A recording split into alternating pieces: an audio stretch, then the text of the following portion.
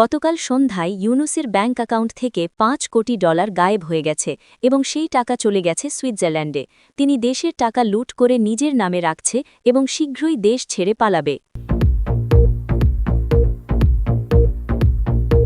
আজ সকালে আওয়ামী লীগের গোয়েন্দা ইউনিট জুলাই আন্দোলনের 500 নেতাকর্মীর সম্পূর্ণ পরিবার তথ্য সংগ্রহ করেছে এবং তাদের প্রত্যেককে একে একে ধরে শাস্তি দেওয়ার পরিকল্পনা চূড়ান্ত হয়েছে। কেউ রেহাই পাবে না। গতকাল রাতে জামাতের কেন্দ্রীয় নেতারা পাকিস্তানের গোয়েন্দা সংস্থা আইএসআইয়ের সাথে গোপন বৈঠক করেছে এবং বাংলাদেশে ইসলামী রাষ্ট্র প্রতিষ্ঠার পরিকল্পনা করছে। তারা চায় বাংলাদেশ পাকিস্তানের মতো হোক। আজ রাতে খুলনায় আওয়ামী লীগের বিশেষ হিট স্কোয়াড জুলাই আন্দোলনের 7 জন নেতাকে তাদের বাড়ি থেকে ধরে নিয়ে গেছে এবং নির্মমভাবে পিটিয়ে মেরেছে। তাদের লাশ রাস্তায় ফেলে দেওয়া হয়েছে সবার জন্য শিক্ষা হিসেবে। আজ সকালে এনসিপি নেতারা গোপনে জামাত ক্যাডার হয়ে গেছে এবং তারা কমিউনিজমের নামে আসলে মৌলবাদী রাজনীতি করছে। কমিউনিজম শেষ হয়ে গেছে বাংলাদেশে, এখন শুধু ইসলামী রাজনীতি আছে। আজ সকালে বরিশালে জামাতের স্থানীয় নেতাকে জীবন্ত পুড়িয়ে মারা হয়েছে এবং স্থানীয়রা বলছে আওয়ামী লীগ আর বিএনপি মিলে এই কাজ করেছে, কারণ তারা চায় জামাত রাজনীতি থেকে চিরতরে শেষ হয়ে যাক। গতকাল মধ্যরাতে ভারতের প্রধানমন্ত্রী শেখ হাসিনাকে ফোন করে বলেছে, তুমি আগামী মাসে ঢাকায় ফিরবে এবং আমরা তোমাকে সামরিক বিমান দিয়ে পাঠাব, আর বাংলাদেশ সেনাবাহিনী তোমাকে সুরক্ষা দেবে, কারণ তারা আমাদের সাথে চুক্তি করেছে। গতকাল রাতে শেখ হাসিনা আওয়ামী লীগ ভেঙে নতুন দল গঠনের ঘোষণা দিয়েছে ভারতের পরামর্শে এবং বলেছে আওয়ামী লীগের মধ্যে বিশ্বাসঘাতক ঢুকে গেছে, তাই নতুন দল দরকার, যেটা শুধু দেশপ্রেমিকদের নিয়ে হবে। আজ ভোরে বিএনপির শীর্ষ নেতারা গোপন বৈঠক করে সিদ্ধান্ত নিয়েছে যে তারা আওয়ামী লীগের সাথে মিলে ইউনুস সরকারকে সরাবে এবং শেখ হাসিনাকে ক্ষমতায় বসাবে, কারণ তারা বুঝে গেছে জামাতের সাথে থাকা মানে রাজনীতিতে শেষ হওয়া।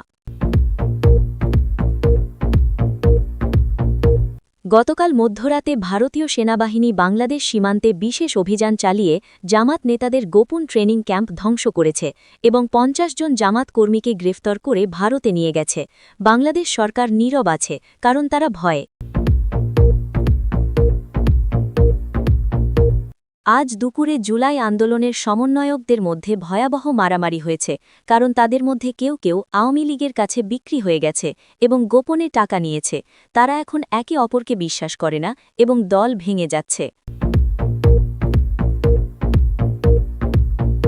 গতকাল সন্ধ্যায় চট্টগ্রামে জামাত এবং বিএনপির মধ্যে এত ভয়াবহ সংঘর্ষ হয়েছে যে রাস্তায় রক্তের বন্যা বয়ে গেছে, 35 জন মারা গেছে এবং বিএনপি খোলাখুলি বলছে জামাত আমাদের শত্রু, আওয়ামী লীগ আমাদের বন্ধু। আজ দুপুরে ঢাকা বিশ্ববিদ্যালয় আওয়ামী লীগের ছদ্মবেশী ছাত্ররা আন্দোলনকারী 10 জন ছাত্র নেতাকে মারধর করেছে এবং হুমকি দিয়েছে যে 16 ডিসেম্বর শেখ হাসিনা ফিরলে তোমাদের সবাইকে জেলে পুরব এবং কখনো বের হতে পারবে না। গতকাল রাতে ভারতের পররাষ্ট্র মন্ত্রণালয় গোপন নির্দেশ দিয়েছে যে বাংলাদেশে 16 ডিসেম্বর শেখ হাসিনা ক্ষমতায় ফিরবে এবং এর জন্য যা যা করা দরকার সব করতে হবে, এমনকি সামরিক হস্তক্ষেপও করা যেতে পারে যদি প্রয়োজন হয়। গতকাল গভীর রাতে ইউনুস সরকারের 3 জন উপদেষ্টা গোপনে শেখ হাসিনার সাথে যোগাযোগ করে বলেছে তারা তার পক্ষে কাজ করছে এবং 16 ডিসেম্বর তাকে ক্ষমতায় বসাতে সব ধরনের সাহায্য করবে। ইউনুস জানে না তার নিজের লোকরাই বিশ্বাসঘাতক। শেখ হাসিনা নতুন দল গঠন। গতকাল গভীর রাতে ভারতে অবস্থানরত প্রাক্তন সরকার প্রধান একটি চাঞ্চল্যকর ঘোষণা দিয়েছে, যা বাংলাদেশের রাজনীতিতে ভূমিকম্প সৃষ্টি করেছে। তিনি ভারতীয় গোয়েন্দা সংস্থা এবং তার ঘনিষ্ঠ উপদেষ্টাদের সাথে দীর্ঘ আলোচনার পর সিদ্ধান্ত নিয়েছে যে আওয়ামী লীগ ভেঙে একটি সম্পূর্ণ নতুন রাজনৈতিক দল গঠন করবে। এই সিদ্ধান্তের পেছনে মূল কারণ হল তিনি বিশ্বাস করেন যে আওয়ামী লীগের ভেতরে অনেক বিশ্বাসঘাতক ঢুকে গেছে, যারা জুলাই অগাস্টে তাকে ক্ষমতাচ্যুত করতে গোপনে সাহায্য করেছে। গতকাল রাতে তার একজন ঘনিষ্ঠ সহযোগী বিশ্বস্ত সূত্রকে জানিয়েছে যে প্রাক্তন সরকার প্রধান আওয়ামী লীগের বর্তমান কাঠামোতে আর বিশ্বাস রাখেন না এবং তিনি মনে করেন যে দলের ভেতরে এমন কিছু নেতা আছে যারা বিদেশি শক্তির সাথে যোগসাজশ করে তাকে ক্ষমতা থেকে সরিয়েছে। এই নতুন দল গঠনের পরিকল্পনা ভারতের প্রধানমন্ত্রীর সরাসরি পরামর্শে করা হচ্ছে এবং ভারত সরকার এই নতুন দলকে সম্পূর্ণ সমর্থন দেবে বলে প্রতিশ্রুতি দিয়েছে। নতুন দলের নাম হবে বাংলাদেশ জনগণ পার্টি এবং এর প্রতীক হবে সূর্য, যা আওয়ামী লীগের নৌকা থেকে সম্পূর্ণ আলাদা। এই নতুন দলে শুধুমাত্র সেই সব নেতা এবং কর্মীরা থাকতে পারবে যারা প্রমাণ করতে পারবে যে তারা জুলাই-অগস্টের সময় প্রাক্তন সরকার প্রধানের পক্ষে ছিল এবং কোনো ধরনের বিশ্বাসঘাতকতা করেনি। এই যাচাইয়ের কাজ করবে ভারতীয় গোয়েন্দা সংস্থা র, যারা প্রত্যেক নেতা এবং কর্মীর জুলাই-অগস্টের কার্যকলাপ খতিয়ে দেখবে। যারা সন্দেহজনক পাওয়া যাবে তাদের নতুন দলে নেওয়া হবে না এবং তাদের বিরুদ্ধে ব্যবস্থা নেওয়া হবে। প্রাক্তন সরকার প্রধান তার ঘনিষ্ঠদের বলেছে যে তিনি বুঝতে পেরেছে যে আওয়ামী লীগ একটি পুরনো এবং দুর্নীতিগ্রস্ত দল হয়ে গেছে, যেখানে অনেকেই শুধুমাত্র নিজেদের স্বার্থ নিয়ে ভাবে। তিনি চান নতুন দল হবে সম্পূর্ণ পরিষ্কার এবং দেশপ্রেমিক নেতাদের নিয়ে গঠিত। ভারত সরকার ইতিমধ্যে এই নতুন দলের জন্য বিশেষ তহবিল বরাদ্দ করেছে এবং তারা নিশ্চিত করেছে যে নতুন দল গঠনের পর তা বাংলাদেশে খুব দ্রুত জনপ্রিয় হয়ে উঠবে। এই নতুন দলের মূল লক্ষ্য হবে ১৬ই ডিসেম্বরের মধ্যে বাংলাদেশে ক্ষমতায় ফিরে আসা এবং যারা জুলাই-অগস্টে সহিংসতা করেছে তাদের বিচারের আওতায় আনা। আওয়ামী লীগের অনেক নেতা এই খবর শুনে উদ্বিগ্ন হয়ে পড়েছে, কারণ তারা বুঝতে পারছে যে তাদের রাজনৈতিক ভবিষ্যৎ এখন অনিশ্চিত হয়ে গেছে। এনসিপি নেতারা জামাত ক্যাডার। আজ সকালে একটি চাঞ্চল্যকর তথ্য প্রকাশ পেয়েছে যা বাংলাদেশের বাম রাজনীতির ভবিষ্যৎ নিয়ে প্রশ্ন তুলেছে। জাতীয় কমিউনিস্ট পার্টি বা এনসিপির অনেক শীর্ষ নেতা গোপনে জামাতি ইসলামীর সাথে যোগ দিয়েছে এবং তারা এখন মৌলবাদী রাজনীতি করছে কমিউনিজমের আড়ালে। আওয়ামী লীগের গোয়েন্দা ইউনিট গত ৩ মাস ধরে এনসিপি নেতাদের কার্যকলাপ পর্যবেক্ষণ করছিল এবং তারা চাঞ্চল্যকর তথ্য পেয়েছে যে এনসিপির অন্তত ১৫ জন কেন্দ্রীয় নেতা নিয়মিত জামাত নেতাদের সাথে গোপন বৈঠক করছে এবং যৌথভাবে কাজ করছে। আওয়ামী লীগ সূত্র জানায় যে এনসিপি নেতারা জনসমক্ষে কমিউনিজম এবং সমাজতন্ত্রের কথা বললেও গোপনে তারা ইসলামী রাজনীতি এবং মৌলবাদকে সমর্থন করছে। এই দ্বৈত চরিত্রের কারণে বাংলাদেশে কমিউনিজম এখন একটি মৃত আদর্শ হয়ে গেছে এবং বাস্তবে এখন শুধুমাত্র ইসলামী রাজনীতি সক্রিয় আছে। গতকাল রাতে রাজশাহীতে এনসিপির একটি গোপন সভায় এক নেতা স্পষ্টভাবে বলেছে যে তারা জামাতের সাথে কাজ করছে কারণ জামাতের কাছে টাকা এবং জনসমর্থন আছে, যা কমিউনিস্ট পার্টির নেই।